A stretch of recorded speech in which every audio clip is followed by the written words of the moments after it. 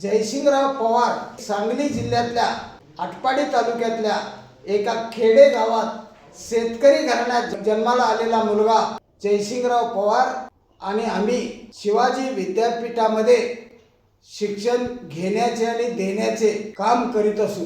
Doctor Appasaheb Pawar यांनी आम्हा दोघांना मानसपुत्र मानलेले होते.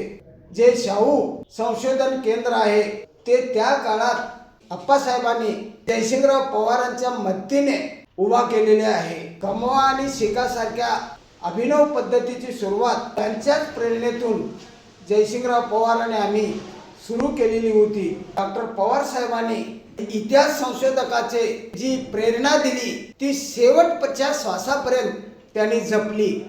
उत्तम लेखक, उत्तम विचारवंत आणि वक्ते म्हणून महाराष्ट्राच्या इतिहासामध्ये नाव नोंदवलेले आहे. त्यांच्या पत्नी आमच्या भागात हिरण्यकेशीच्या काठावर असलेल्या कसबानूरमध्ये जन्माला आलेल्या होत्या. ज्या घराण्याने ए.डी. शिंदेंच्या सारखे शिक्षण तज्ञ महाराष्ट्राला दिले, श्रीपतराव शिंदेंच्या सारखा पुरोगामी आमदार महाराष्ट्राला दिला, स्वाती कोरींच्या सारखी धडाडीची महिला गडहिंग्लजला नगराध्यक्ष म्हणून दिली, त्या घराण्यातली एक मुलगी म्हणजे जयसिंगरावांच्या पत्नी, त्या आमच्या मानस भगिनी.